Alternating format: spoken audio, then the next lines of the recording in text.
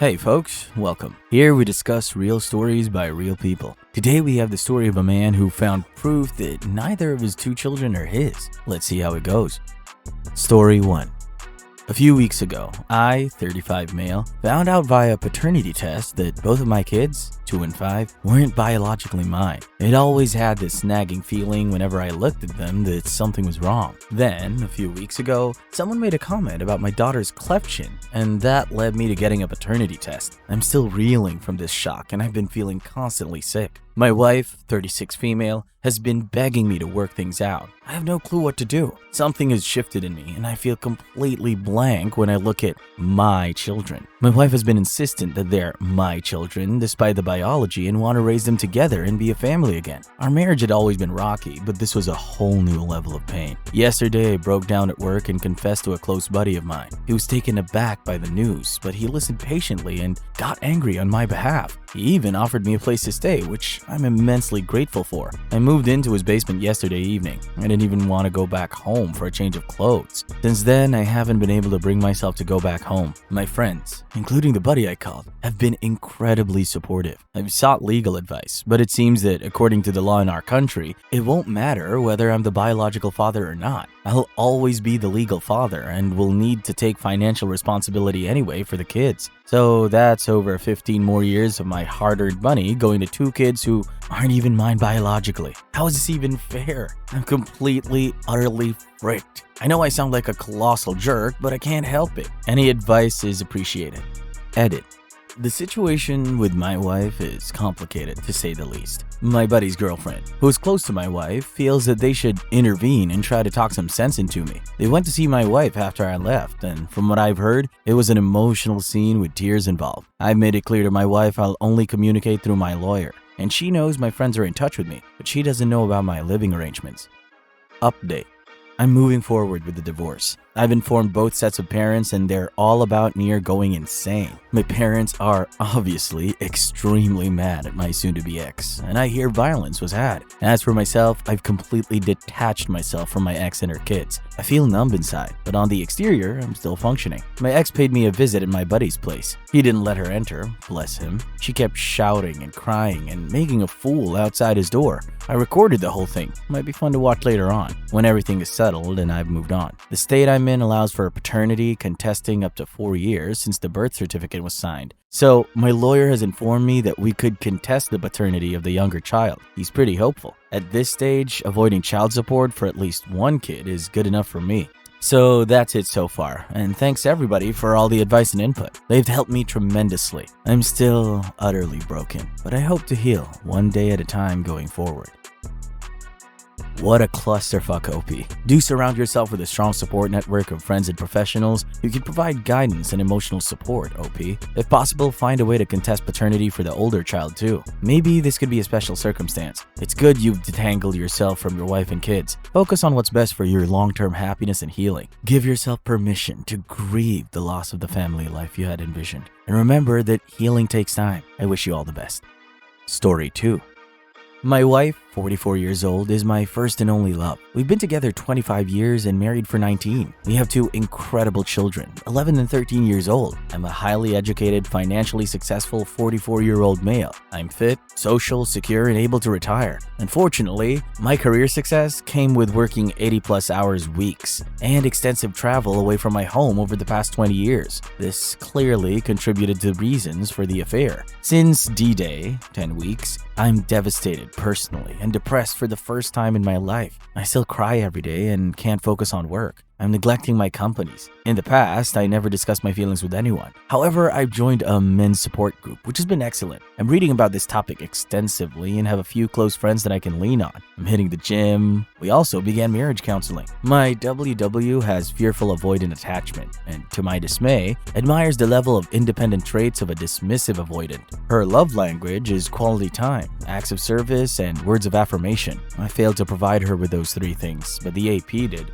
The AP is a Spanish-speaking employee of ours. He worked closely with WW for a year before it became a full EA. Early in the EA, I discovered that WW had a deep friendship with the AP, a recently married employee that gave her adventure, etc. AP and I are opposites, and I forced her to draw a new line that was strictly professional. I was naive. After her attempt to reset or break up with the AP, I recently learned the EA restarted about a month later and did progress into a physical affair over the next 5 months. She had an STI scare that led to them fighting and breaking up. She slowly withdrew from him, trying to end the EA relationship, but keep it as only professional. After about 18 total months, the EA was fully over her in late 2021. I don't believe that she ever wanted to leave me, she just wanted the extra excitement, and it became an unwanted attraction for her. I began discovering the details in June 2022. Since then, I terminated the AP's employment and believe that WW now has zero contact. I want to reconcile with my wife,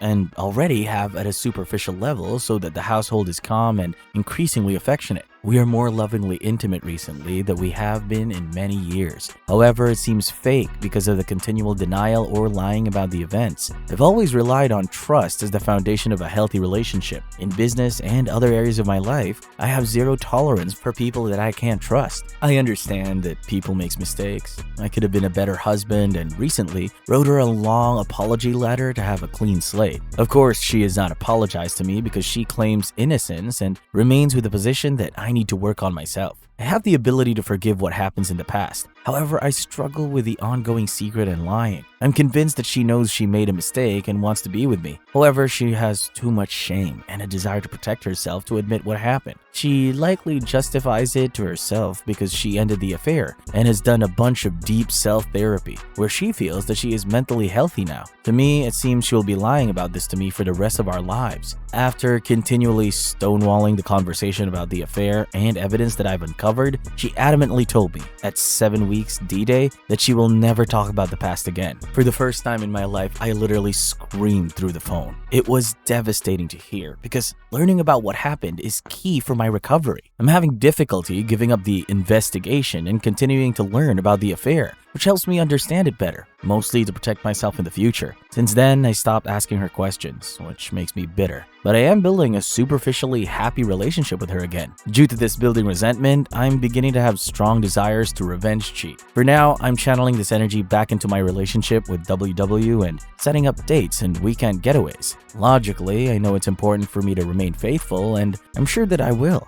Is there any hope that we'll be happy for the long term without WW confessing and showing remorse? Any encouragement or advice is welcome.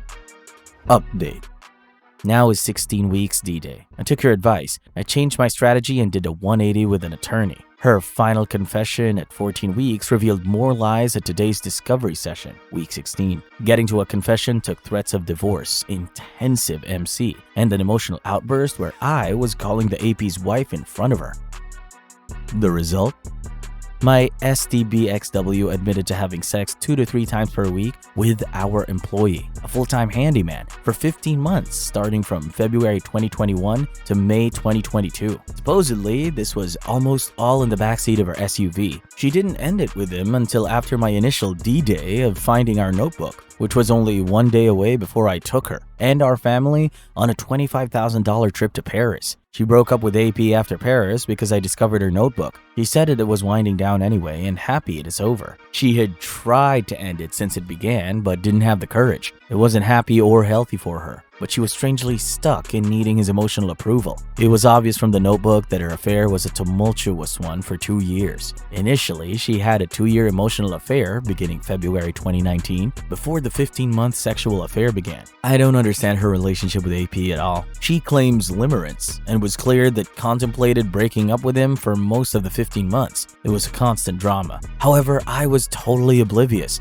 She was having sex with me as well. We led a normal married life of sex 1 to 3 times per week, dates and vacations. She had lived 2 lives. I think about it like she chose a second husband, but just never told me. She claims no other affairs. She wants to reconcile, of course. Upon confession, I immediately called and met with the AP's wife. based on the advice received here on Reddit. The AP's wife is devastated, but so happy to know. She's planning to divorce and fight his immigration process. I'm supporting her financially, including for her to have counseling. STBXW is an excellent liar that had passed a polygraph. I'd warn anyone that is thinking about using a polygraph as a truth tool that it can easily backfire if she's a good liar. She had used that against me during the 14 weeks of her denial. Now that I know, and the lack of true remorse during the 16 weeks, I'm ready to divorce. She's extremely sorry now and wants us to stay together. We're signed up for an affair recovery course. I'll use this to try to heal and forgive, as we have 2 incredible children to raise together. She really is incapable of loving the way that I loved her.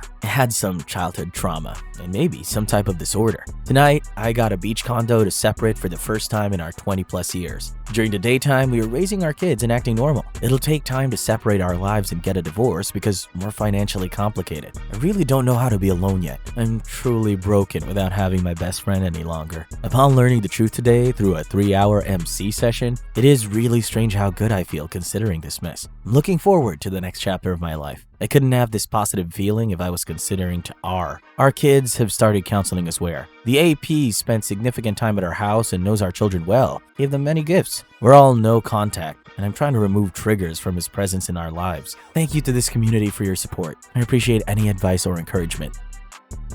It's devastating to hear the truth, but it's a relief that you finally know the reality of the situation. The frequency of her encounters with him over 15 months suggests a lack of commitment to ending the affair and raises serious questions about her empathy and morality. You deserve someone who respects and values you, and with your qualities, finding someone better is entirely within reach. Meanwhile, she may struggle to find someone who matches your caliber. Good luck.